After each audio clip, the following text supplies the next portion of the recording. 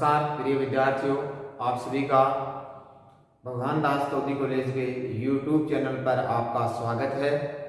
अपन बात कर रहे हैं, अपना चैप्टर है इलेक्ट्रोकेमिस्ट्री, जिसको आज अपन लोग क्या है लगभग अपन लोग इसको क्या कर जाएंगे, आप लोगों का कंप्लीट कर जाएंगे। ठीक है, देखिए यहाँ अगर अपन लोग बात करें तो सबसे पहले अपन लोगों ने बात की थी अपना जो है गैस इलेक्ट्रोड, और उसमें आपको 3 एग्जाम्पल की बात की थी आप लोगों से। हाइड्रोजन इलेक्ट्रोड, उसके बाद में आप लोगों का जो है क्लोरीन इलेक्ट्रोड, और उसके बाद में आपका आया था सबसे लास्ट में ऑक्सीजन इलेक्ट्रोड। उसके बाद में प्रीवियस क्लास जो थी उसमें अपन लोगों ने डिस्कस किया था धातु ओब्लिक अविलेयशील धातु आयन इलेक्ट्रोड। और आज की क्लास में अपना जो टॉपिक रहेगा वो रहेगा आप लोगों का धातु ओब्लिक अविलेयशील धातु आयन इलेक्ट्रोड। तो देखिए क्या है धातु ओब्लिक अविलेयशील धातु आयन इलेक्ट्रोड। हेडिंग डाल दीजिए आप लोग अपनी कॉपी में। आज की अपनी जो हेडिंग रहेगी वो रहेगी आप लोगों का धातु ओब्लिक अविलेयशील धातु आयन इलेक्ट्रोड। अविलेयशील धातु आयन इलेक्ट्रोड, ये जो है वो आप लोगों की हेडिंग रहेगी, धातु अविलेयशील धातु आयन इलेक्ट्रोड। क्लियर है? वही 5 बातें अपने को पढ़नी रहती है। कौन कौन सी? एक तो क्या हो जाएगी आप लोगों की परिभाषा। दूसरी बात अपन लोग क्या पढ़ते हैं आप लोगों की, अगर उसको अगर अपन लोग डिस्कस करना चाहें तो दूसरी बात यहां देख लेते हैं। एक तो क्या आएगी आप लोगों की परिभाषा,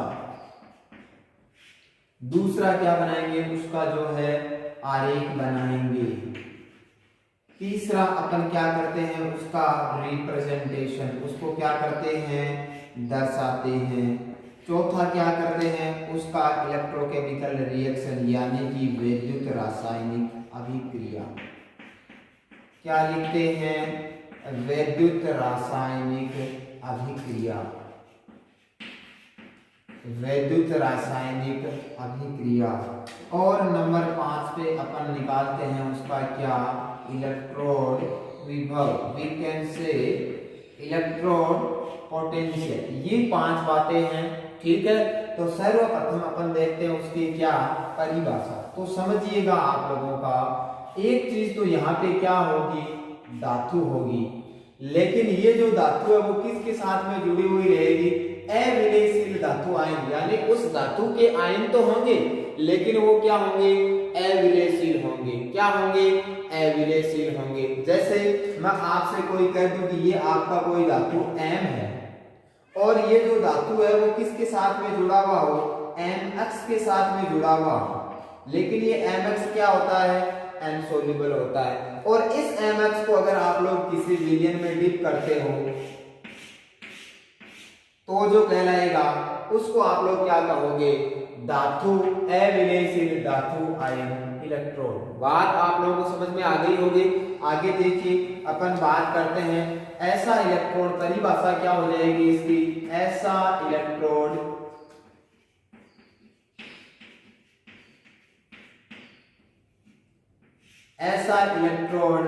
जिसमें किसी धातु का तार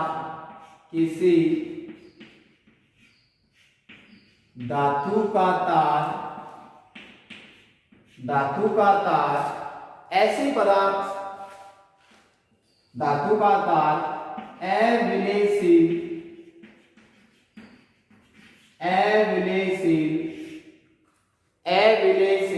धातु आयन इलेक्ट्रोड के साथ में जुड़ा हुआ हो, धातु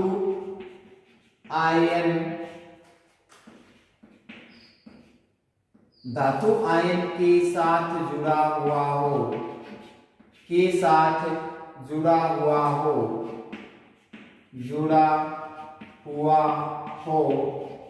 जो कि अविलेयशील हो, जो कि अविलेयशील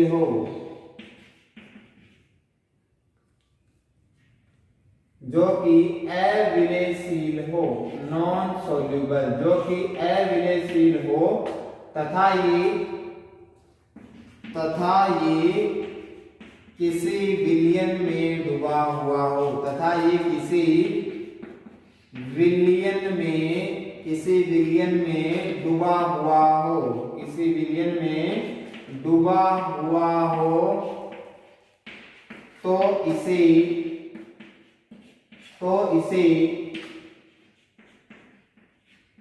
धातु ओब्लिक अविलेयशील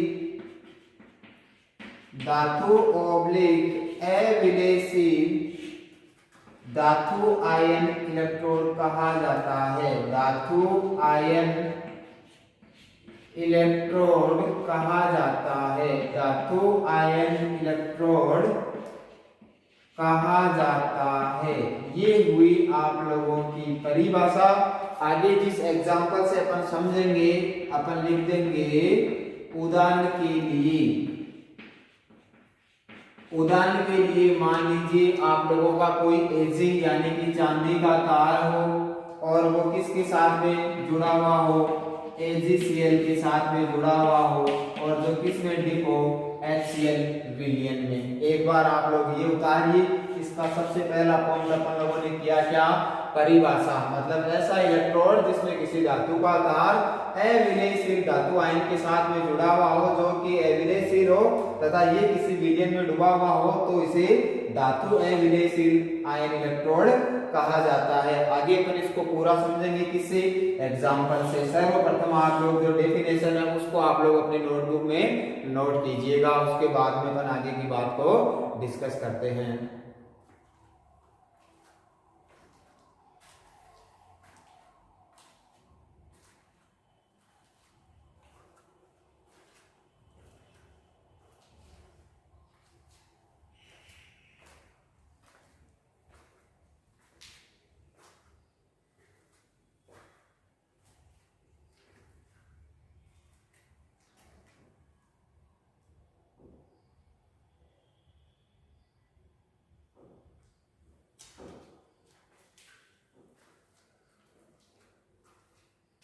दूसरा अगर अपन लोग इसका एग्जांपल लिखना चाहें तो वो अपन और भी लिख सकते हैं, तथा केलोमल इलेक्ट्रोड, इसको भी पढ़ लेंगे साथ में। क्या है केलोमल इलेक्ट्रोड, इसको भी साथ में देख लेंगे।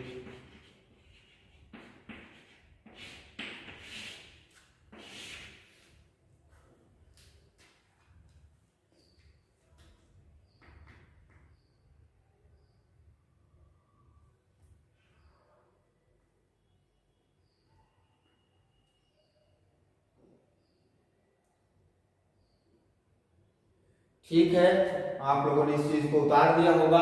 नहीं उतारा है तो आप लोग यूज करके इस चीज को उतार सकते हो।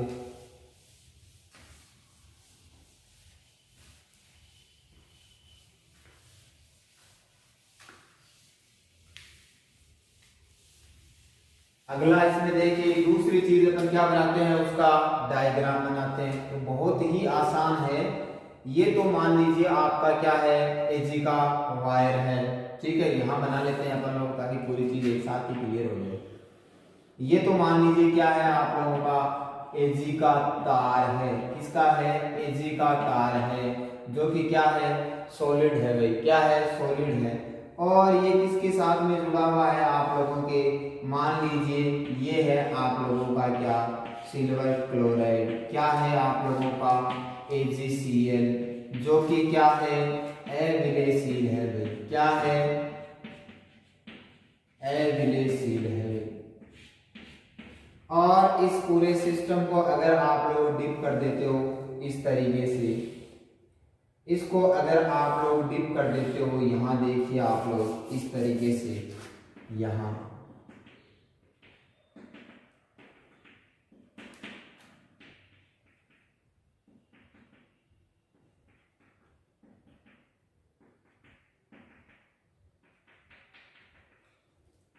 ये देखिए नहीं,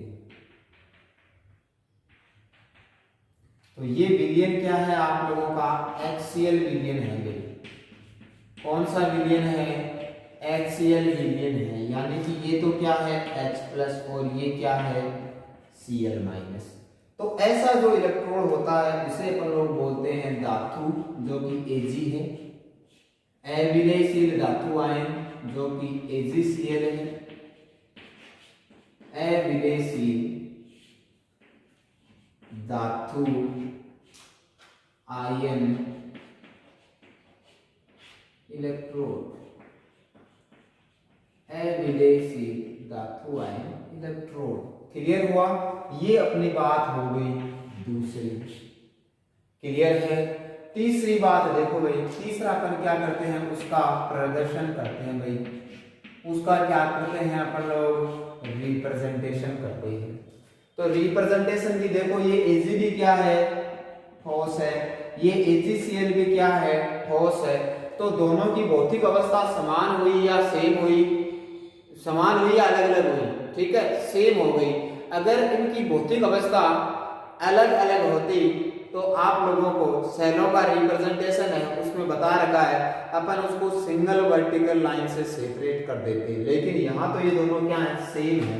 यानी कि ये Ag भी क्या है, इसकी भौतिक अवस्था भी क्या है, ठोस है। और यहाँ पे जो AgCl आएगा इसकी भी भौतिक अवस्था क्या है, ठोस है।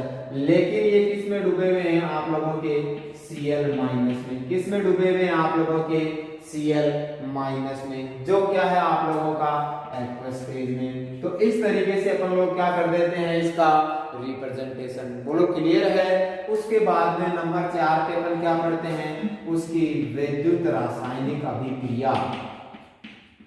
क्या पढ़ते हैं अपन लोग, विद्युत रासायनिक अभिक्रिया।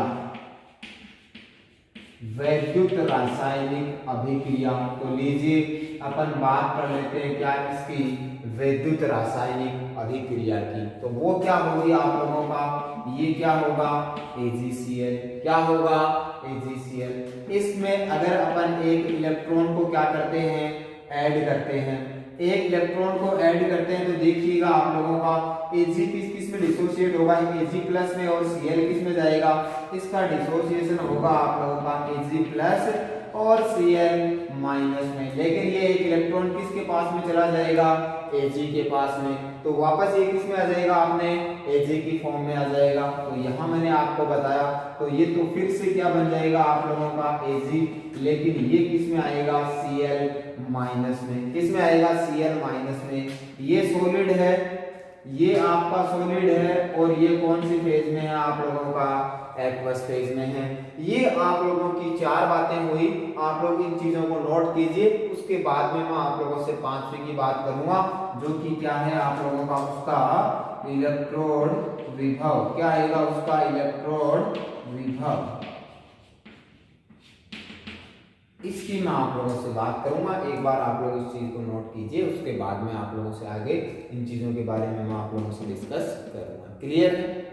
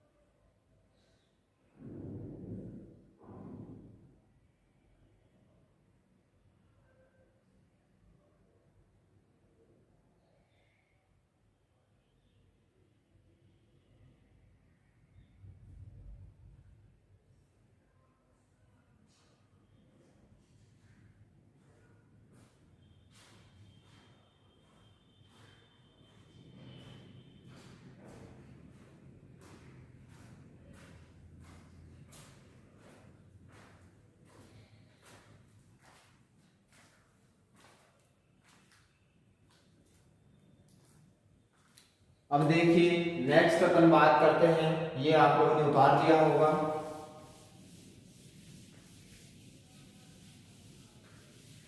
नेक्स्ट अपन जो बात करते हैं इलेक्ट्रोड पोटेंशियल के रूप में, तो अपन यहां क्या लिखेंगे कि नर्नस्ट समीकरण से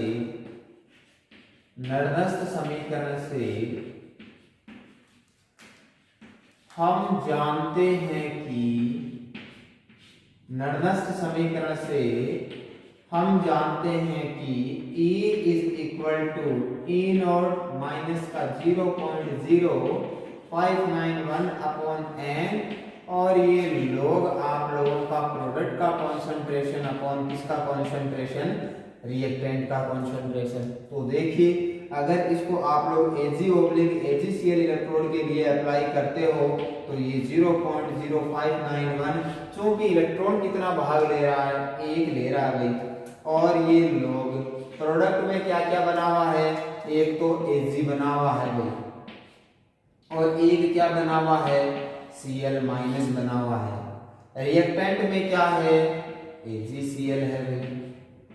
अगर अपन बात करें, क्योंकि ये जो Ag तथा AgCl है ये दोनों ही क्या होते हैं, ठोस होते हैं भाई, क्या होते हैं, ठोस होते हैं। तो इन दोनों की सांद्रता में होने वाले परिवर्तन को अपन लोग क्या मान लेंगे, एक इकाई मान लेंगे। तो फाइनल अपने पास में क्या आ जाएगा, E बराबर A0 माइनस का 0.0 ये 591 बटा 1 को लिखने की जरूरत नहीं है, ये तो आ गया आपका log। इसके स्थान पे वैल्यू 1 आ जाएगी, इसके स्थान पे भी 1 आ जाएगी, तो बच जाएगा वो क्या रहेगा आपका Cl माइनस। तो इस तरीके से अपने पास में ये जो इक्वेशन फर्स्ट आएगा वो आप लोगों का AgCl इलेक्ट्रोड के लिए क्या रिप्रेजेंट करता है, उसका इलेक्ट्रोड पोटेंशियल। आप लोग इस चीज को नोट कीजिए, उसके बाद में जो आप लोगों का 4-5 मिनट का समय बचा हुआ है उसमें अपन आगे की चीज के बारे में मैं आप लोगों को बताता हूँ।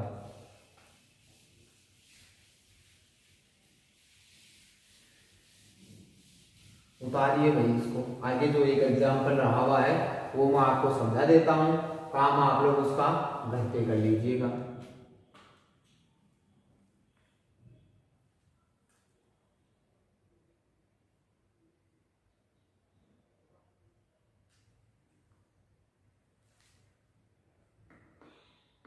नेक्स्ट इसको आप लोग थोड़ा स्पीड से उतारें। नेक्स्ट मैं आपको बताता हूँ कैलोमल इलेक्ट्रोड।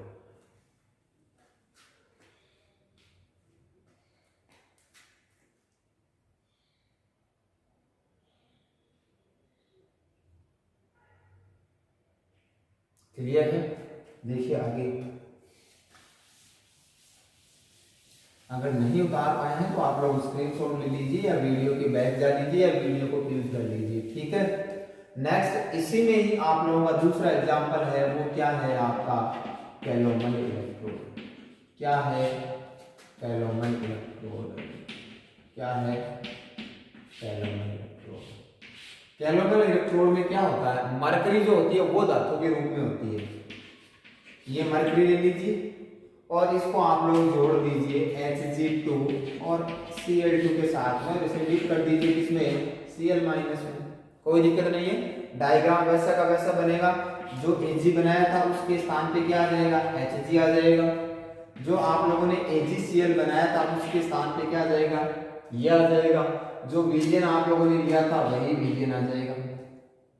सेल रिएक्शन की बात करोगे तो यही है आप लोगों का Hg2 और Cl2, 2 इलेक्ट्रॉन दे दीजिए भाई, इसको 2 इलेक्ट्रॉन दे देंगे तो ये Hg फिर से अपनी कौन सी फॉर्म में आ जाएगा, मरकरी, मरकरी रहेगा आप लोगों का Hg2, इसमें मरकरी बन जाएगा, ये आपका 2Hg मान लीजिए, मरकरी बन गया आप लोगों का प्लस, लेकिन ये क्या बन जाएगा आप लोगों का, मरकरी बन गया आप लोगों का, क्योंकि मरकरी पे एक ऑक्सीडेशन स्टेट आया ना, तो एक मरकरी पे एक आया तो 2 पे 2 आए तो 2 इलेक्ट्रॉन भी जोड़ रहे हैं। Cl पे क्या हो जाएगा 2Cl माइनस, क्या आ जाएगा 2Cl माइनस, कोई दिक्कत नहीं है। सेल का रिप्रेजेंटेशन ये हो ही गया आप लोगों का, ये सेल रिएक्शन हो ही गई, डायग्राम आप लोगों को मैंने बता ही दिया। अब क्या है, इलेक्ट्रोड पोटेंशियल है तो ये तो प्रोडक्ट के रूप में क्या चले जाएंगे ऊपर, और ये कहाँ जाएगा आप लोगों नीचे। नंबर ऑफ इलेक्ट्रॉन कितने आ जाएंगे 2, क्योंकि Hg और HgCl2 दोनों क्या है आप लोगों की मेटल यानी कि अनसोल्यूबल है, ठोस अवस्था में है, तो इनके लिए सांद्रता में होने वाला परिवर्तन क्या ले लेंगे भाई, एक इकाई ले लेंगे, ठीक है। बच जाएगा वो क्या हो जाएगा, कैलोमल इलेक्ट्रोड के लिए उसका इलेक्ट्रोड पोटेंशियल बताने वाला इक्वेशन हो जाएगा। क्लियर है। आगे आप लोगों का एक इलेक्ट्रोड रहा हुआ है रेडॉक्स इलेक्ट्रोड, इसमें आप लोगों का आता है जो एग्जांपल वो होता है आप लोगों का ट्विन हाइड्रोन इलेक्ट्रोड। क्या आता है इसका एग्जांपल, ट्विन हाइड्रोन इलेक्ट्रोड। और ये ट्विन हाइड्रोन इलेक्ट्रोड भी किसमें काम में लिया जाता है, पीएच निर्धारण में। आप लोगों ने सर्वप्रथम जो इलेक्ट्रोड पढ़ा था वो भी पीएच निर्धारण में काम में आ रहा था, और सबसे लास्ट में जो आप लोग पढ़ रहे हो वो भी किस में काम में आएगा, पीएच निर्धारण में काम में आएगा। ठीक है, तो इस चीज को आप लोग जो है नोटबुक से एक बार पढ़कर खुद करने का प्रयास करोगे। ठीक है, आगे की जो बातें होंगी वो अपन लोग आने वाली क्लासों में डिस्कस करेंगे। आज के लिए आप लोगों का इतना ही, आप लोग लगातार इन चीजों को पढ़ते रहें। ठीक है, और ठीक है, मिलेंगे अपन लोग अगली क्लास में। तब तक के लिए आप सभी विद्यार्थियों का धन्यवाद।